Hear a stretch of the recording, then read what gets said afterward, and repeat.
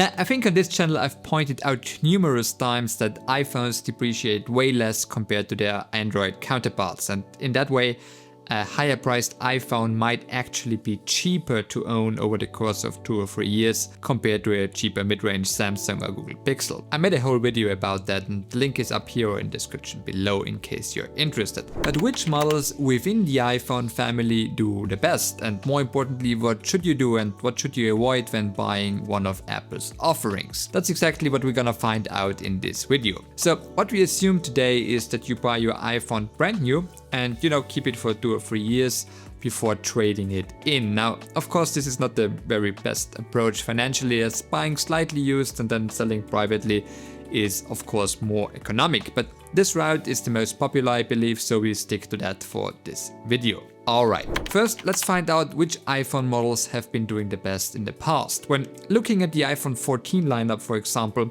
and its MSRP prices compared to today's trade-in value at sellsell.com, we see that over the last 2.5 years or so, the standard base model iPhone 14 depreciated by 67.7%, the iPhone 14 Plus by 65.9% and the 14 Pro by 64.3%, whereas the iPhone 14 Pro Max was best at a little bit over 58%. And it is more or less the same story with the newer 15 models, where the 15 Pro Max did best with a little bit under 40% depreciation, followed this time by the standard 15 at 42.3% and the 15 Pro at 47.8% and the 15 Plus with nearly 50%. So what we can see in this dataset is that while the depreciation rates fluctuate a bit, the Pro Max models are constantly at the #1 spot. A trend that also holds true when looking back at the older 12 and 13 families, where the 12 Pro Max and 13 Pro Max respectively easily held its value the best compared to the other models, at the depreciation rate of a bit over 72% for the 12 Pro Max and 71% in case of the 13 Pro Max. So what does this mean in practice? Of course, the Pro Max is still the most expensive iPhone to own, as the 14 Pro Max, for example, would have cost you $643 over the last 2.5 years, compared to $541 of the standard 14, $593 of the 14 Plus, and $643 for the 14 Pro. Hold on, wait a second. So the 14 Pro actually costs the same as the 14 Pro Max, right? And overall, there's not that much of a gap between the standard 14 and the 14 Pro Max. It is only $100, whereas buying them new, the Pro Max was $300 more expensive. So my advice for optimizing the bang for your buck here is this. If you want a bigger iPhone, I would skip the Plus models altogether and head straight to the Pro Max, as it is probably only a difference of around $50 over your whole ownership, and you just get a way better phone. The same goes for the normal Pro model. I would only get that if you prefer the smaller form factor and can't live with a bigger Pro Max but still want Pro features. Otherwise, again, go straight for that Pro Max. And then if you don't need Pro features at all, yeah, go for the normal iPhone, but keep in mind that the price difference compared to the flagship is not as big as it might seem looking just at the MSRP on paper. Alright, so now that we have established that the Pro Max is definitely the best value, let's look at storage upgrades. I mean, nowadays you can get a terabyte of storage in your iPhone, right?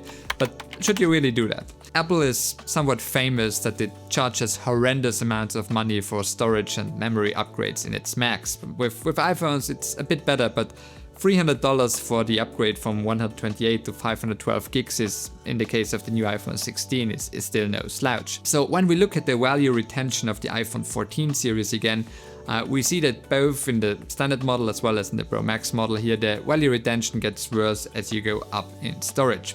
With the iPhone 14 Pro Max with 1 terabyte of storage losing nearly 2/3 of its value over the course of 2.5 years, versus 58% in the base storage configuration as well as in the 256 gig configuration.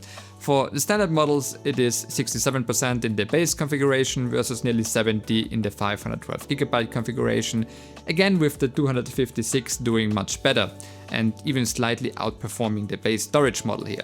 In absolute numbers, you could say that on average over the 2.5 years, It costs you around $60 more to go from 128 gigabytes to 256, and a bit over $200 to go to 512, and in the case of the Pro Max a bit over $400 to upgrade all the way to 1 terabyte.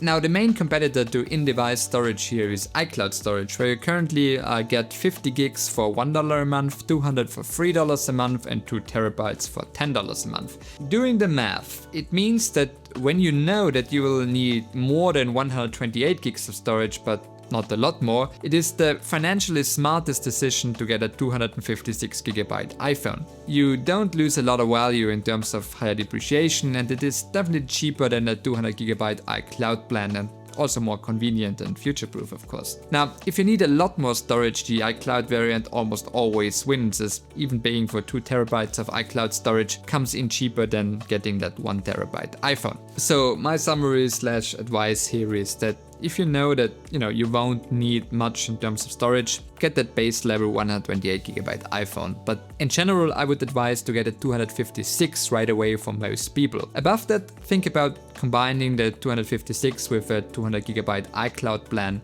which is cheaper than a 512 gigabyte iPhone. And if you want to go more in the direction of a terabyte, again, the iCloud plan is probably the way to go. Only when you use your phone for lots of professional photography and videography, in-device storage is still king and not really replaceable by cloud storage. But in this case, you could also use external storage, so yeah, but this is another story for another video. Lastly, there are a few other considerations you should make when buying a new iPhone and trying to maximize its value retention. And the first one here goes without saying really, and that's of course having some kind of case and screen protector greatly limits the wear and tear and thus increases the amount of money you'll get when you finally trade it in. And for the record, all the numbers I presented you in this video were based on good overall conditions. Likely that's the condition you'll achieve when having the phone inside a case, right? And also of course when selling your phone privately, this also matters a lot. Speaking of selling your phone privately, here also the color plays a role, as the bright pink or purple won't sell as good as the more muted ones like white, black, gray or so. So this might also be worth considering. Now, if you want to dive more in depth into the various strategies of buying and selling your iPhone, I have made a comprehensive guide about the cheapest way to own an iPhone. You'll find the link right here. Alright guys, that's it for today. Thank you very much for watching and have a great day. Cheers!